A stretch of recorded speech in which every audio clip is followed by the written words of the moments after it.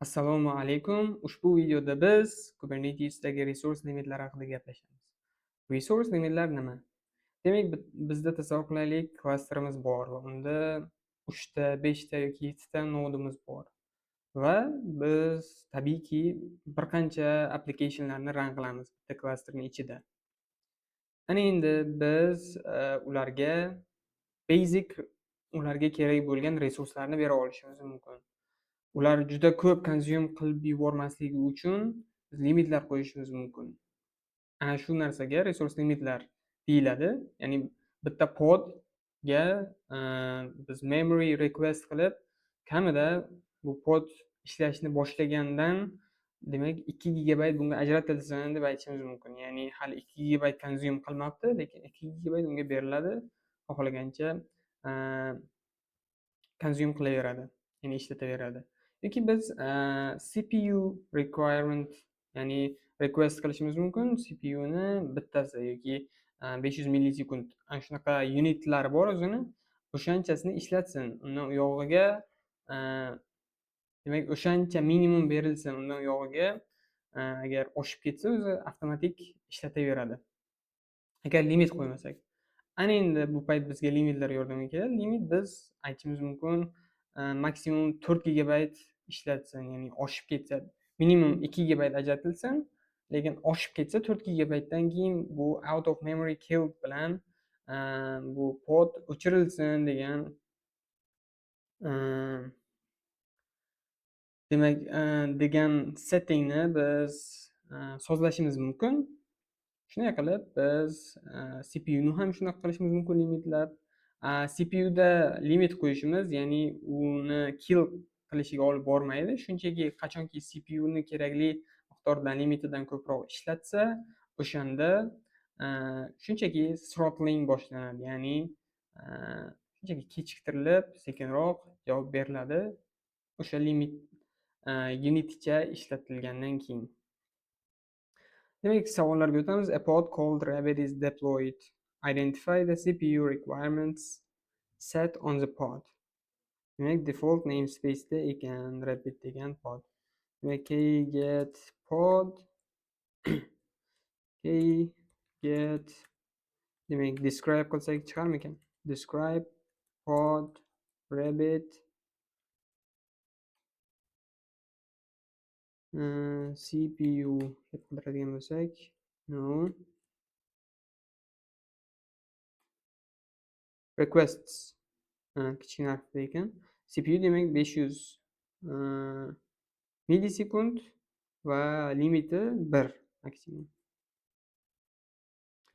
Bizga identify CPU requirements set on the pod.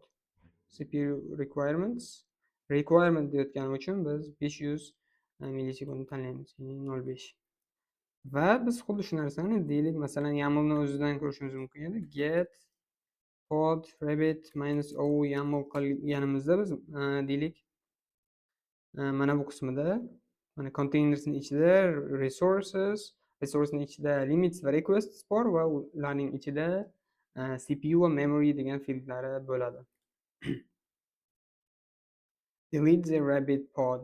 Once deleted, wait it fully terminate. Okay, delete pod rabbit. Force qilmaymiz. Umid qilamizki bu bir sleeper pod emas.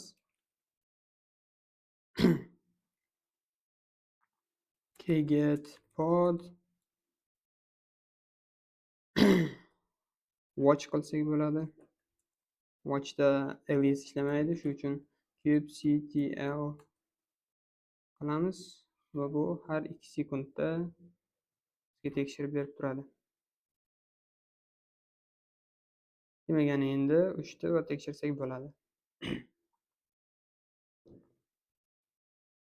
Another pod named elephant has been deployed in the default namespace but is failing to reach a running state. Inspect this pod using the command kubectl describe and identify a last state reason that explains why container continues to crash. Demak, elephant degan pod yaratilibdi va negadir running state, ya'ni ishlashni boshlamayotgan ekan. Sizdan so'ralayotgan narsa buni reasonini aniqlash.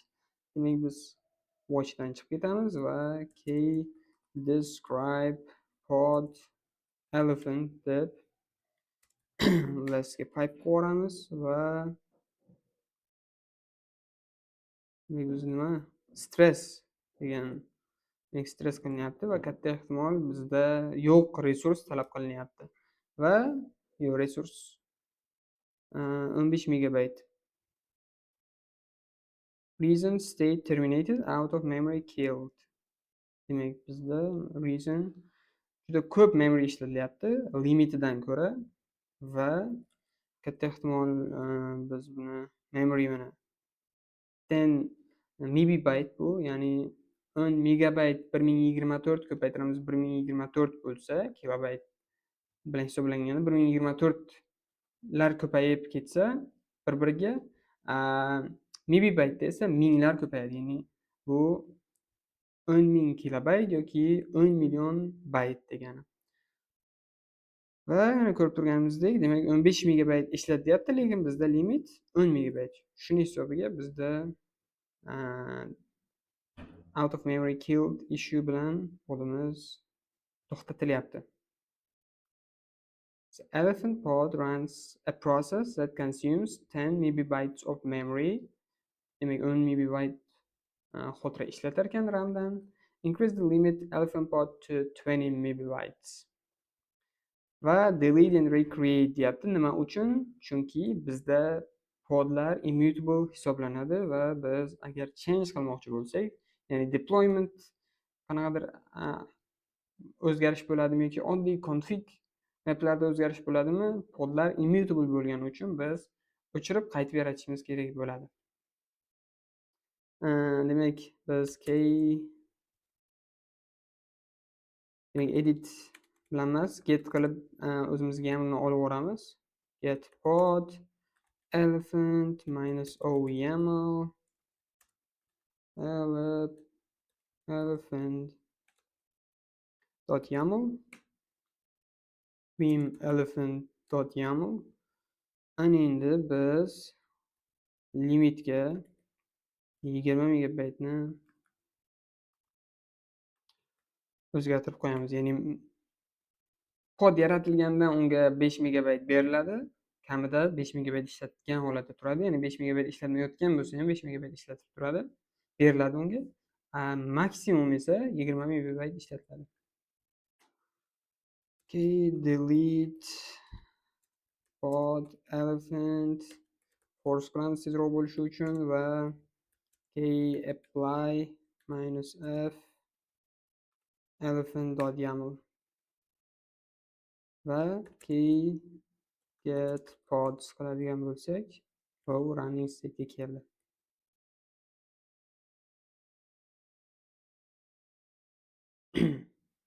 Demak, tekshirib ko'rdik. Va delete the elephant pod. Demak, bizdan o'chirishni so'rayapti. Delete pod elephant deymiz va kutamiz. Va yana watch qilsak bo'ladi.